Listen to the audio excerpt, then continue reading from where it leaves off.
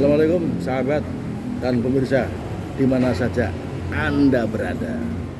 Masih seputar tentang isu Fufu Fafa dan 8 tuntutan para purnawirawan jenderal. 1-8 itu memang sangat asik untuk didiskusikan ya. Yang nomor 7 dikembalikannya kepolisian terhadap di bawah Kementerian Dalam Negeri, tidak berdiri langsung dengan presiden. Kalau sekarang polisi dibawa langsung pada presiden.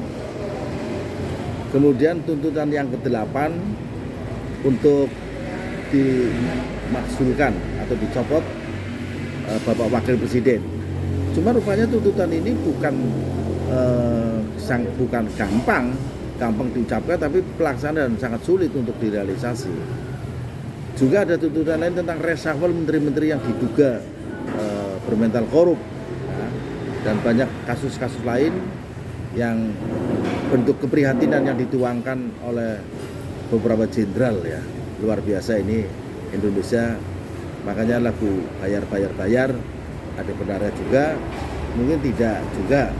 Kemudian Indonesia gelap yang dimotori oleh para mahasiswa, atau mungkin ada gerakan lagi nanti bulan Mei, karena peristiwa Mei 98 itu sebuah tragedi kemanusiaan yang mengakibatkan 4 mahasiswa Trisakti meninggal dunia ditembak oleh peluru aparat, yang membuat kegaduhan semakin ribut. Akhirnya reformasi dan tidak terbendung pergantian Presiden Soeharto waktu itu 98 ya. Tegal juga kena imbasnya. Maka gerakan anarko pelakunya orang-orang itu, tetapi perbuatannya anarkis yang mengakibatkan dampak ekonomi yang sangat tragis, bahkan traumatik bagi warga keturunan Tionghoa yang ada di Indonesia. Karena tragedi kemanusiaan sungguh menyakitkan, sehingga perlu diwaspadai bulan Mei ini 2025 jangan sampai terjadi ada oknum-oknum anarko yang akan membuat gaduh negeri ini. Perlu diwaspadai. Kembali lagi kepada tuntutan para jenderal yang sudah purnawirawan, antara lain ya, bisakah Pak Wakil dimaksulkan atau dicopot? Saya komunikasi dengan salah satu rekan saya, dia pakar hukum, dia dosen, dia lawyer juga. Pertama, dari sisi politis ya, terhadap tuntutan yang para jenderal itu, memang betul tidak segampang untuk pencopotan wakil presiden. Akan tetapi dari sisi hukum tata negara ada 3 pintu untuk bisa melakukan pemaksulan terhadap wakil presiden. Pertama, lewat kasus Fufu Fafa. Yang kedua, lewat kasus dugaan korupsi yang sudah dilaporkan ke KPK beberapa waktu lalu, tapi sampai sekarang tidak ada tindak lanjutnya. Yang ketiga, lewat kasus dugaan ijazahnya yang diragukan. Nah, jadi 3 pintu masuk ini apakah akan dilakukan oleh para forum purnawirawan jenderal itu? Nah, lewat DPR dari 3 kasus tersebut bisa diteruskan kepada siapa? Ke MK melalui MPR, dan selanjutnya kewenangan pemeriksaan ada di MK sesuai dengan ketentuan pasal 7 Undang-Undang Dasar Negara Indonesia tahun 1945. Kemudian kata beliau, pengambilan fungsi Polri kepada Kemendagri, Kementerian Dalam Negeri, pengambil alihan ya, yang sekarang belum, bukan tergantung dari Kapolrinya ataupun institusinya, apakah mau atau tidak, tetapi tergantung dari revisi Undang-Undang Polri oleh DPR RI. Nah, makanya undang-undang ini lagi digodok dari RUU, juga nanti ada RUU Kejaksaan. Kalau RUU TNI sudah digedok dan disahkan oleh DPR. Ya, aja nambahan kewenangan lah, batasan umur usia pensiun juga dimundurkan. Ini undang-undang TNI.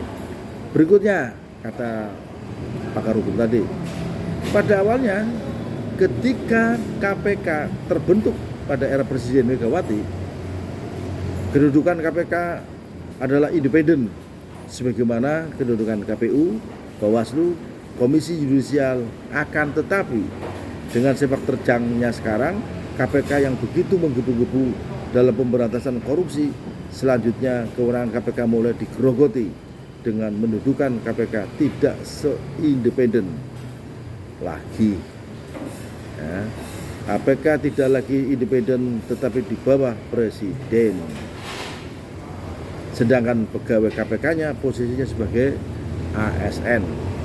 Dari sinilah mulai dirusak posisi KPK di era presiden kemarin ya, maupun DPR yang sekarang. Jadi carut marut seperti ini sudah. Nah sekarang seandainya, berandai-andai kata beliau, berandai-andai saja sekiranya Presiden Prabowo Subianto berhalangan tetap atau tidak bisa melaksanakan tugasnya sehari-hari, maka secara otomatis penggantinya adalah wakilnya.